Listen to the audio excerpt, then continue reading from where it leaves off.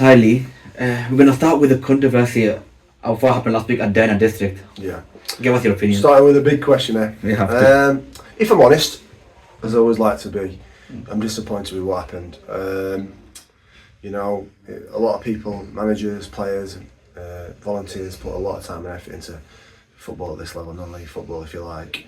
And what we want to try and do is we want to try and drive, you know, more and more fans to come and support local football.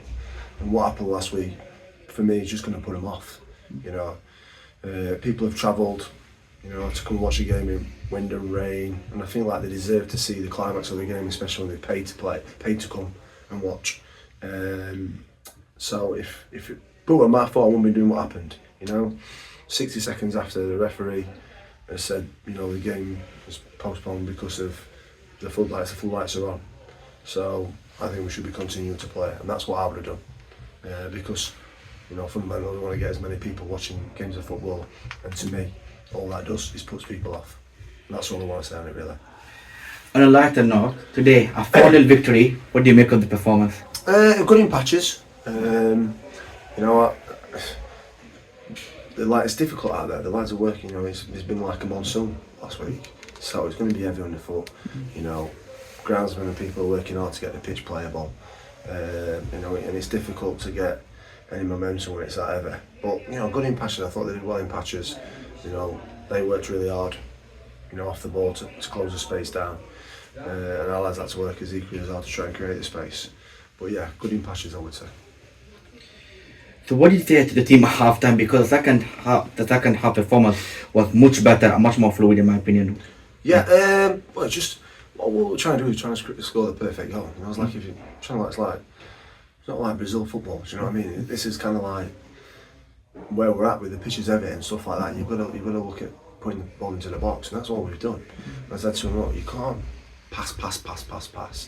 You've got to get the ball into the box. You've got to deliver, and time again, I'll ask the question.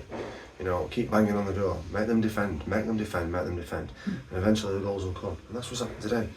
You know, we just put the ball into good position, get it into the box, and we scored 4 goals from it.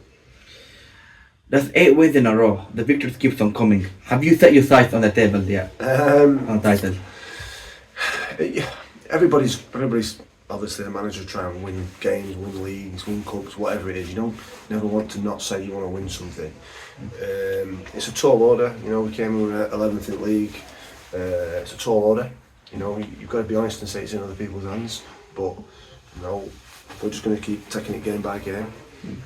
Try to keep getting the wins under the belt, put as much pressure on people as possible, and let's see where we are March time, April time. Barry McGowan, today with 2 goals. What do you make of his performance today, and how impressed have you been with him since he arrived? Oh, Brad's a great player, he's a great leader. You know, got a lot of time and a lot of respect for Brad. He gets his podium where he times his tackles brilliantly. He's a leader of men. He can head, but obviously heads it well. You know, he's exactly what he is. He's a good centre half, and he knows the game, manages the game really well, and sets a good example to other people. He scored 2 goals today from getting himself in the box and putting himself in good positions. And you know, it took a whack to score a goal, the second goal today, which is, you know, his character and stuff like that. He's prepared to do that. And the second one, he just, you know, he timed his run really well. Ball's dropped and he's finished. I would not expect anything less from him. Before we finish, so I think you're going to tell me when to finish then. I was going to ask you what your message would be to the fans. I thought you were going to say that. Just thanks for coming. Obviously, I know it's cold. I know it's, you know, then we travelled to dinner last week. Absolutely fantastic. I'm sorry that happened, but you know, it was out of our control. Obviously, you could see that we were winning 2-0, want to win, want to go on and finish the game. I want to see as many supporters down as possible. I think they're fantastic.